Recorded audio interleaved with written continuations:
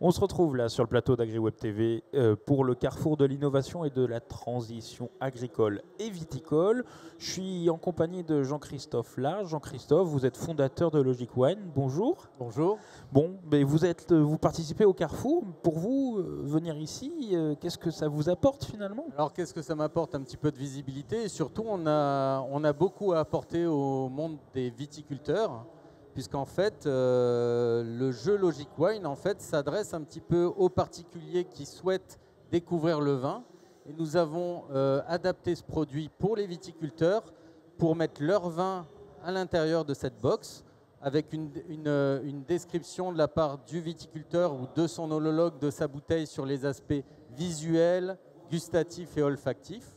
Tout est décrit dans une application et les personnes vont pouvoir jouer autour de ce jeu et se confronter à l'œnologue. L'idée est d'accroître la gamme de produits du viticulteur avec on va dire une box innovante. C'est aussi le moyen de diffuser ses vins, puisqu'une personne qui va acheter sa box va faire goûter à 5 autres personnes. C'est un petit peu la dégustation à domicile mais payante. Le côté ludique, effectivement. Ludique mais en même temps dégustatif, qualitatif. Oui. Ils se retrouvent autour d'un jeu où ils vont essayer de se confronter au viticulteur sur sa perception de son vin, et ils vont donner leur avis sur le vin via une application. Sur téléphone et cette portable. application, en fait, elle va les aider. Alors, je me connecte rapidement sur une des pages, par exemple. Là, on est sur les aromatiques. On ne le voit pas très bien. Si, attendez, on va faire Tout simplement, ils vont choisir les aromatiques, ils vont choisir les aspects visuels, gustatifs, par rapport à l'œnologue. Ce que vous pouvez faire, montrer à la caméra, celle-ci, comment ça fonctionne. Regardez, non, restez là.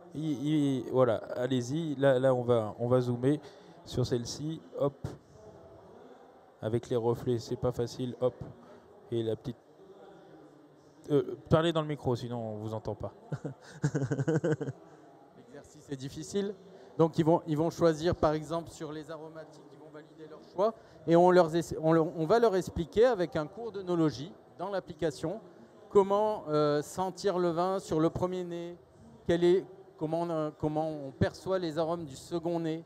Il y a même un chronomètre à Caudalie pour leur apprendre ce que c'est la longueur en bouche. Enfin, tout un tas d'astuces qui leur permet un petit peu d'appréhender l'œnologie de façon facile, entre amis, dans l'esprit du vin, c'est-à-dire en partageant un apéritif avec des amis.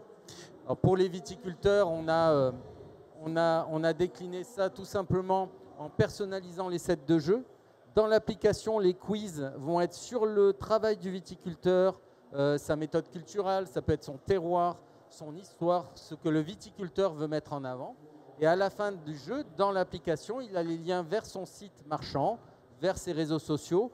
On boucle un petit peu l'ensemble pour qu'il puisse vendre un petit peu plus, faire plaisir à ses clients et leur donner une autre dimension de son vin via un jeu. Une nouvelle approche finalement. C'est vraiment une nouvelle approche. Et l'œnologie est à portée de bouche, j'allais dire, parce que finalement ce tapis de jeu, expliquez-nous un peu. Là on voit qu'il y a 5 verres, mais vous nous apprenez presque à déguster en fait du vin. Ben, vous dégustez tout simplement, vous avez un maître de cérémonie qui va organiser son apéritif entre amis. Il va bien sûr inviter ses amis, il va leur donner un code pour qu'ils le rejoignent virtuellement dans l'application.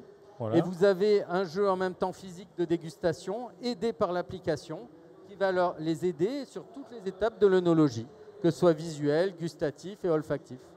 Et l'avantage, on a déjà des clients qui ont signé avec nous, viticulteurs. On a les premiers retours. Alors les premiers retours, c'est que pour leur réseau CHR, les cavistes, il n'y a pas d'idée originale de fin d'année pour les cavistes. En fait, on est toujours sur des coffrets relativement classiques.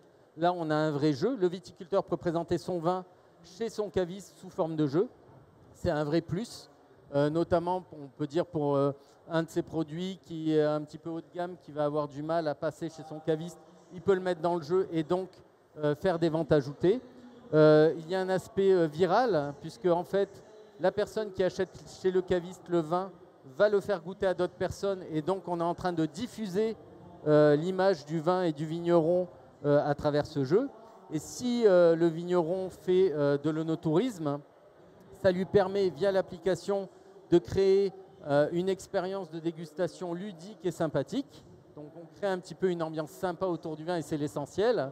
Mais aussi, on va dire d'industrialiser les dégustations, puisqu'en fait, pour faire du qualitatif, normalement, on a un viticulteur, on va dire un dégustateur qui va présenter à 7 personnes. Tandis que là, avec le jeu, comme tout est un petit peu guidé, on peut monter à 20, 36 personnes sans problème avec une seule personne. Donc on va pouvoir traiter des bus plus facilement et en faire plus et se démarquer de ses concurrents, on va dire, par une expérience originale. Vous me disiez, la mayonnaise a un peu pris, finalement. Vous avez déjà des premiers clients, finalement, c'est ça? Tout à fait. On a des clients. Comment ça se passe là, on a des sur le clients Bordelais, je suppose? Sur Bordeaux, on a commencé sur Bordeaux. Comment ça se passe? On a eu des premiers partenaires qui nous ont aidés dès le début, dans le cadre de la création du jeu, à donner des conseils, leur expertise, des amis souvent, j'ai beaucoup d'amis vignerons, qui nous ont aidés un petit peu à structurer plus au niveau technique. J'ai un VSET2, mais ça ne suffit pas. Je préfère discuter avec les vignerons qui ont beaucoup d'expérience et beaucoup de pratique. Donc ils nous ont aidés sur cet aspect-là. On a signé sur Fronsac, on a signé en Pomerol, on a signé sur des vignerons qui font leur propre assemblage sur des choses un petit peu spécifiques. On est en train de faire les rosés, donc on est en train de faire un jeu sur les rosés. On va signer sur la Provence bientôt, et bientôt les champagnes.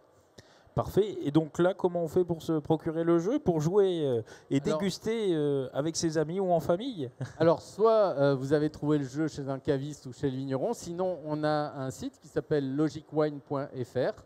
Et tout simplement, vous allez commander une box. C'est comme un Trivial Pursuit. Vous avez la box, les recharges, c'est les bouteilles de vin.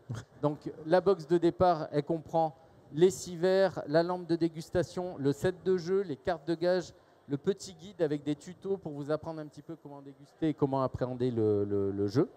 Et par la suite, en fait, une fois que vous avez terminé cette première découverte gustative, vous pouvez dire ben, j'ai jamais goûté un vin de Bourgogne. Vous allez apprendre la recharge vin de Bourgogne pour goûter un vin de Bourgogne blanc ou rouge, ou je n'ai jamais goûté de vin du Roussillon, ou peu importe, j'ai envie de goûter un Saint-Émilion. Vous choisissez votre thématique.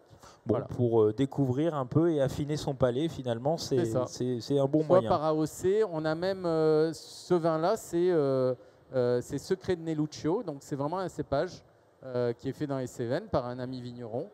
Et là, vous allez découvrir un cépage, un monocépage pour juste faire un petit voyage gustatif et découvrir plein de choses entre amis lors d'un apéro avec du partage, de la convivialité, des gages, des quiz. On met de la bonne humeur.